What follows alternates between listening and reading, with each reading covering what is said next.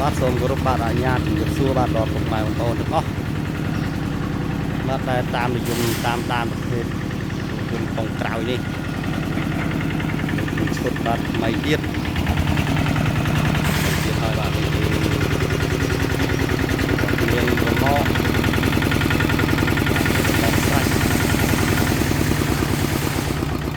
មុខទៀតបងដាក់តមុខទៀតដាក់មួយទៀត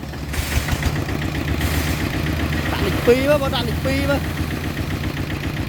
ដាក់លេខ2ដាក់លេខ1បាទនេះក៏ដាក់លេខ1មុខលេខ2ជាន់ណាបងជាន់ទៅមុខគាត់ទៅហ៊ានបើគាត់អញ្ចឹងគាត់តែមើលឲ្យតែដឹងថាលេខ1លេខ2ទៅក្រួយទៅមុខទៅក្រួយអញ្ចឹងទៅគាត់ថាចាំទៅដល់កន្លែងស្រឡះចាំលេងមែនតើនេះគាត់អត់ហ៊ានអញ្ចឹងគាត់តែមើលដឹងថាលេខបាទប្រាប់លេខគាត់រួចរាល់ហើយបាទនេះគឺឈុតបាទចំបញ្ជាក់បងប្អូនបាទឈុតរៀបដូចគ្នាបាទផ្នែកលើផ្នែកក្រោមកង់បាទលេខគឺឈុតជាមួយគ្នាតែម្ដង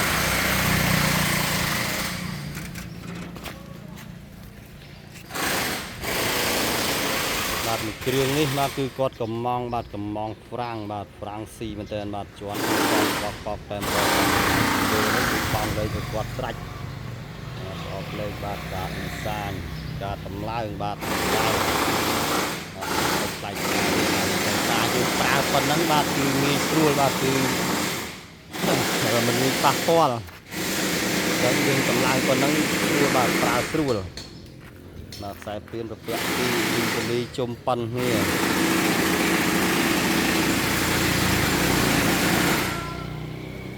បាទពុកម៉ែបងប្អូនបាទមានចំណាប់អារម្មណ៍បាទឬក៏ចង់កំងប្រភេទគូយន្តពងក្រោយនេះបាទអាចតំណាក់តំណងបាទមកជាងបានតាមរយៈលេខទូរស័ព្ទ088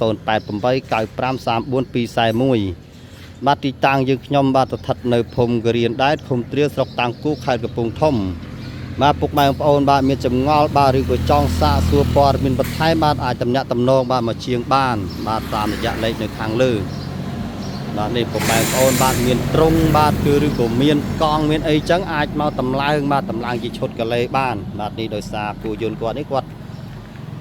តម្លើងថ្មីបាទគឺថ្មីទាំងអស់តែម្ដងបាទថ្មីគឺទាំងកង់បាទទាំងកង់ទាំងប៉ុងបាទចតុលក្រោមបាទរៀបចំឲ្យគាត់មកស្អាតតែម្ដងបាទនេះ